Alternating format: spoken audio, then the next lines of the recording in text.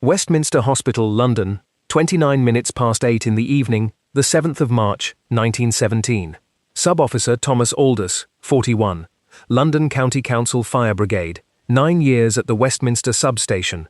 A composite officer, built from the documented appliance pairing and the pavilion ward knowledge any experienced central London officer of this period held, was reading the building from the running board of the motor pump before the crew had finished dismounting. Not the fire, the building.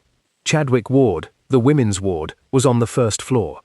The ward sister had already raised the alarm and got her staff moving to their positions before the pump reached Horseferry Road, and that mattered more to Aldous than anything he could see from the street.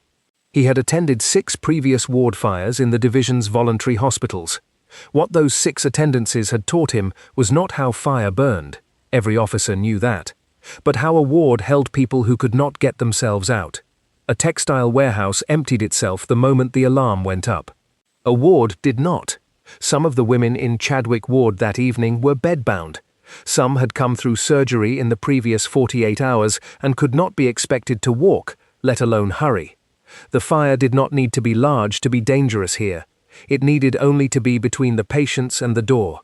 What Aldous was reading, in the 90 seconds before he gave his first order, was not the flame.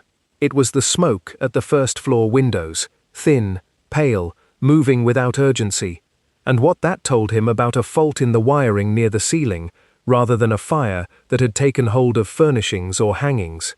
A wiring fault burned slower and cooler at first than a curtain or a bed canopy catching from a gas flame. He had studied the 1899 Hackney case at his own training, a nursing ward fire caused by a curtain blown against a gas jet, a nurse burned rescuing children, the whole thing over before the brigade had much to do beyond finishing what the staff had already contained. Aldous did not expect that here. What he expected here, reading the pale smoke and the sister's own account shouted to him as he came up the stairs, was time. Not much of it, but some. The question was how the ward sister's staff had already used the minutes before he arrived, and how many more the building itself, not the fire, the building, its walls, its single stairwell, its connection to the wards either side, was going to give him to finish what she had started. The motor pump that stood outside Westminster Hospital that evening was part of the London County Council's 1915 order of 10 motor pumps and 17 motor escape vans, bought at a combined cost of just over £22,000, replacing the horse-drawn steamer and escape van combination, station by station, across central London. The pairing was deliberate. One appliance carried the pump proper, along with hook ladders and scaling ladders for close work on a building's own structure. The other, the motor escape van, carried only a small 50-gallon tank and its own light pump, built around a single purpose, getting the 50-foot wheeled escape ladder to an upper window faster than a horse team could manage it. This was the standard configuration at London stations from 1916 until well into the 1930s, and Aldous had worked it at Westminster since it replaced the station's steamer. What that pairing gave him at Chadwick Ward was a fast ladder to the first-floor windows if the stairwell became unusable, and a pump on the ground with enough delivery to knock down a wiring fault fire in a single ward before it spread into the roof void above it. What it did not give him was speed inside the building. The pump and the escape ladder could only work from outside. Everything that happened between the ward door and the patients themselves, who moved first, who could not move at all, whether the ward sister's staff had already begun what needed doing before the brigade arrived, depended on people the brigade had not trained and did not command. There was another limitation built into the year itself, the 2-watch shift system, which gave London firemen defined periods off-duty rather than continuous availability, was not introduced at the LCC Brigade until 1920. In March 1917, Aldous and his crew worked under the older continuous duty arrangement, which meant the men who answered the call to Westminster Hospital that evening were the same men who had been on station, on call, since their last full day off, a fact the brigade's own operational culture treated as ordinary, and the men themselves rarely mentioned. Back at the appliance, what Aldous had, standing at the base of the stairwell, was a pump, capable of delivering water faster than the fault behind Chadwick Ward's ceiling could spread it, and an escape ladder that could reach the first-floor windows in under 2 minutes if it came to that. What he did not have, and what no appliance specification could give him, was any way of knowing from the street how many of the women in that ward could walk to the door on their own, and how many could not. What 6 previous ward attendances had given Sub-Officer Aldous was not a general caution about hospitals.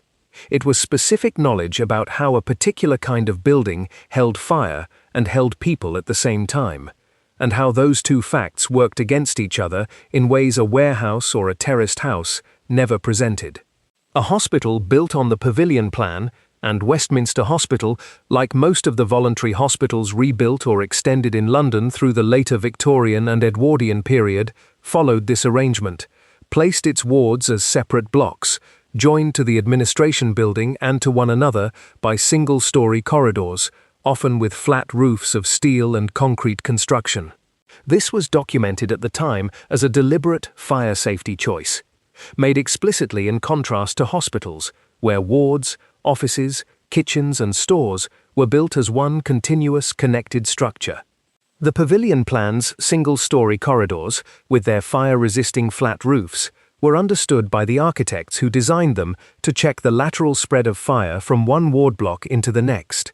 What Aldous knew, from 6 attendances at buildings built this way, was that the corridors did their job. A ward fire in a Pavilion Plan hospital very rarely became a hospital fire. It stayed where it started, if the connecting structure held, and it usually held. That was the advantage the building gave him. The disadvantage was inside the ward itself, and no amount of fire-resisting corridor construction changed it. A textile warehouse held goods. A terraced house held people who could, in the overwhelming majority of cases, get themselves down a staircase and out a front door within the time a fire took to become dangerous. A hospital ward held people for whom that assumption did not hold at all. Some could not walk, some were sedated, some had come through surgery within days, and moving them wrongly carried its own risk separate from the fire itself. Aldous had learned, across 6 attendances, that the single most important fact about any ward fire was not the fire's rate of growth. It was the ward staff's own state of readiness before the brigade arrived, whether the sister and her nurses had already begun sorting who could walk, who needed to be carried, and who needed to be moved bed and all, in the minutes before the pump reached the door. He had also learned, from those 6 attendances, what a wiring fault fire looked like from the outside, as distinct from a fire that had caught hangings or bedding. The 1899 Hackney case, studied, not attended by Aldous himself, but formerly part of what every officer of his generation had been shown in training, remained the standing illustration of how quickly a curtain fire could take hold in a ward where several patients lay close together, and how a moment's carelessness, with an open gas flame near loose fabric, could turn a quiet ward into an emergency in under a minute. What Aldous read at Chadwick Ward's windows that evening, pale, even smoke rather than the darker, faster plume a fabric fire produced, told him this was closer to a slow electrical fault than to a Hackney-type outbreak. That distinction changed everything about how much time the building was giving him. The order Aldous gave, once he had read the smoke and heard the sister's account, was not a general attack on the ward. It was a specific instruction, a single hose line to the ceiling void above Chadwick Ward, where the fused wiring sat between the joists, and a second crew working with the ward staff on evacuation to the adjoining ward rather than out onto the fire escape, since the adjoining block was, by the Pavilion Plan's own design, the safer and faster route for patients who could not manage a ladder. This was the specific value of what 6 previous attendances had built in him. A newer officer, reading the same pale smoke, might have ordered the escape ladder crewed and every patient moved toward it, on the reasonable assumption that a fire in a hospital meant getting everyone as far from the building as possible, as fast as possible. Aldous knew that assumption was wrong for this building. The 50-foot wheeled escape ladder was a slow, difficult, and physically demanding way to move a bed-bound patient, and it exposed them to the cold March night in a way that carried its own risk for a woman only days out of surgery. The single-story corridor to the next ward block, protected by the fire-resisting construction the 1910 architectural record had specifically praised, was faster, warmer, and safer, provided the fire itself did not reach that corridor. And Aldous' reading of the smoke told him it would not, if the hose line went into the ceiling void promptly.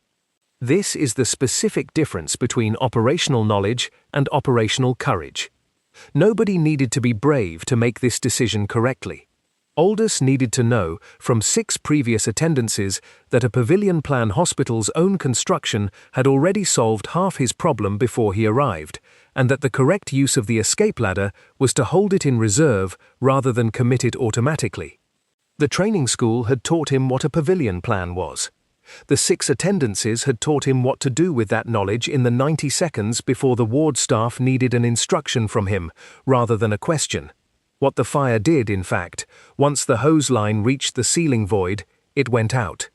The wiring fault behind the plaster had not had time to establish itself in the roof timbers above, and the water delivered by the LCC motor pump's rated output was more than sufficient to extinguish a fault fire of this size before it reached that stage.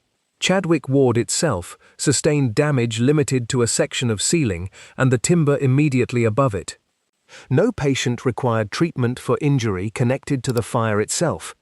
The documented account of the evening records the whole affair as, in its own words, not disastrous, an outcome that was not luck and not courage, but the specific product of a building that had been designed correctly, and an officer who knew how to use what the building gave him.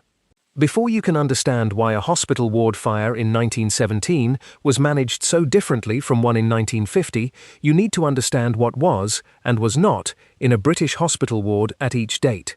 In 1917, Chadwick Ward held iron bedsteads, cotton bedding, gas lighting fittings, and patients recovering from surgery performed without the routine use of piped or cylinder oxygen that would become standard later in the century. The specific combustion risk that would come to define hospital fire response after the 1930s, oxygen equipment near any open flame or electrical fault, turning a contained ward fire into something that could flash well beyond what a hose line into a ceiling void could manage, was not yet part of what Aldous had to consider that evening in 1917. His problem was wiring, and patients who could not walk. It was not, yet, wiring, patients who could not walk, and cylinders of compressed oxygen standing beside beds. This is the context layer that the topic itself demands. As oxygen therapy became a standard part of British hospital surgical and post-operative care through the interwar period and after, it introduced a specific new hazard into exactly the kind of ward Aldous had spent 9 years learning to read. A fire that behaved one way in a ward with only cotton bedding and gas lighting behaved differently in the same ward 20 years later, with oxygen cylinders and, eventually, piped oxygen supply lines running along the same ceiling voids where the 1917 wiring fault had sat. Fire brigade training documentation from later in the period reflects this shift directly. Officers attending hospital fires from the 1930s onward were briefed specifically on locating and isolating oxygen supply before committing to interior work in a ward, a precaution that had no equivalent in Aldous' 1917 training. What this means for the building knowledge that an officer like Aldous carried is that it was never static.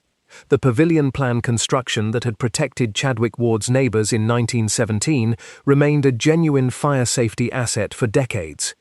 But the contents of the ward it protected changed underneath that unchanging structure, and the officer's knowledge had to change with it. A body of expertise built from 6 attendances in 1917 was not the same body of expertise a hospital-experienced officer needed to hold by 1940. The building taught one lesson. What was inside the building, decade by decade, taught another, and an officer who only knew the first was working with half the picture. A voluntary hospital in this period was not an anonymous institution to the neighbourhood around it.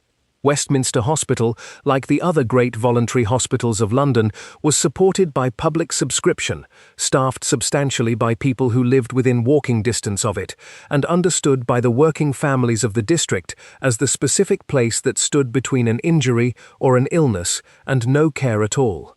There was no National Health Service in 1917. A hospital like this one operated on charitable subscriptions, and the people who gave to it, worked in it, and were treated in it were, in a real sense, the same community. What that meant, in practical terms, on an evening when smoke was visible at a first-floor window, was that a hospital fire was never only a fire. It was the possible loss of a specific, named, subscribed-to institution that a great many people in the district had a direct personal stake in, whether because a relative was a patient that week, because a neighbor worked as a ward maid or a porter, or because the hospital's annual subscription collection had, at some point, come to their own front door. A fire that damaged a ward damaged something the community had built and paid for directly, not an abstract piece of civic infrastructure. This is also why the documented record of the Westminster Hospital fire specifically notes the calm, procedural response of staff, moving to their positions as though at a fire practice, as a point of note rather than simple description. Voluntary hospitals of this period conducted fire drills specifically because a ward fire threatened not only patients, but the institution's own continued existence in a district that depended on it and that could not easily replace it. The staff's calm was not incidental. It was the product of drilling that the hospital's own governors understood to be necessary insurance for an institution that had no larger authority standing behind it if it failed. The 1899 Hackney case had made the same point a generation earlier, in a different setting. A maternity hospital, dependent on the Salvation Army's own charitable structure rather than any state provision, could not afford the reputational and practical cost of a serious fire any more than Westminster Hospital could in 1917. The nurse who was burned rescuing children in that earlier fire was doing exactly what Westminster's ward sister did in 1917. Protecting, in the most immediate and physical sense, an institution that the surrounding community had built and that had nothing else to fall back on if it failed.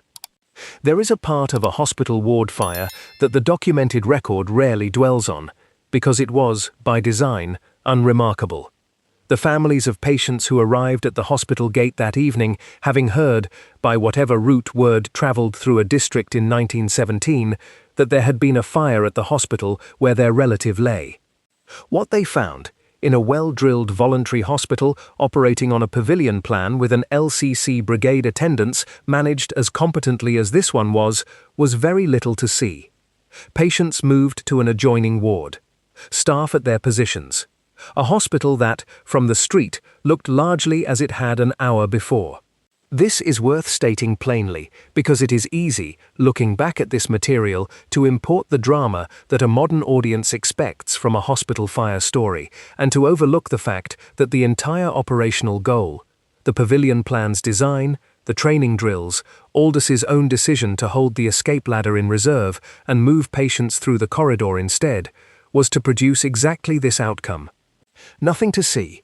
A family arriving at the gate that evening, worried, was met with staff who could tell them, truthfully, that their relative had been moved to a neighbouring ward without injury, and that the fire itself was already out. That is not an absence of drama in the storytelling sense. It is the presence of a system working as it was designed to. What the fire brigade record does not, and should not speculate about, is what any specific family felt standing at that gate. What it can document is the operational fact that stood behind the family's relief. 6 previous attendances had given Sub-Officer Aldous the specific knowledge to choose the corridor over the ladder. The pavilion plan had given the corridor its fire-resisting construction, and the ward sister's own drilled staff had already begun sorting patients before the pump arrived. Every one of those 3 things had to work for the family at the gate to be told what they were told. None of them were guaranteed. All of them, on the evening of 7th of March 1917, held. The Westminster Hospital fire of March 1917 was managed the way it was because the pavilion plan, the LCC Brigade's 2 appliance pairing, and a ward sister's own drilling all held on the same evening. That combination was not guaranteed to hold everywhere, and across the following decades, British hospital building practice and fire brigade procedure changed in ways that were direct responses to the gaps this kind of attendance revealed, even when, as at Westminster, the outcome was not disastrous. Building regulations through the interwar period and after formalized what the 1910 Pavilion Plan article had argued informally, fire-resisting compartmentation between wards, improved internal fire doors, and eventually, from the 1930s onward, specific provision for isolating oxygen supply during a ward fire, a hazard that had not existed in Aldous' 1917 ward at all. Mandatory fire drill training for hospital nursing staff, already informal good practice at institutions like Westminster in 1917, became formally required guidance, issued to all hospitals through official channels in the following decades. The same category of guidance that, when it was found to have been inadequately followed at a very different hospital half a century later, became the subject of a formal parliamentary inquiry into precisely the failures Westminster's staff had, that evening in 1917, gotten right: prompt alarm raising, trained staff response, and correct evacuation priority for patients who could not move themselves. What Sub-Officer Aldous' 6 ward attendances gave him, in the end, was knowledge that a specific generation of London hospital building stock and a specific era of hospital fire risk required. The Pavilion Plan itself proved durable. Its fire-resisting logic remained sound for decades after 1917. What changed underneath it was everything Aldous could not have trained for in 1917. Oxygen equipment beside beds, larger and more complex hospital sites, and eventually a National Health Service replacing the voluntary subscription model that had made Westminster Hospital, in 1917, something the whole surrounding district had a direct stake in protecting. Sub-Officer Thomas Aldous' Westminster ward fire of 1917 left no casualty and no headline. What it left was a template, a pavilion plan that checked the fire's spread before the brigade arrived, a ward staff drilled to sort patients before being told to, and an officer who knew, from 6 previous attendances, that the correct use of an escape ladder was sometimes to leave it on the van. What the following decades gave British hospitals: fire-resisting doors between wards, mandatory drill guidance issued nationally rather than left to each institution's own good practice, and procedures for isolating oxygen supply that Aldous' 1917 ward had no need of because the equipment itself did not yet exist inside it. What they could not give retroactively, the specific 6 attendants' knowledge that had let Aldous choose the corridor over the ladder in 1917, at a hospital that no longer depended on public subscription to survive a bad year, and in a building stock that had, ward by ward, filled with equipment his training had never been asked to address. The regulations made the next fire safer. They did not, and could not, teach an officer what 6 real attendances had already taught Aldous for free.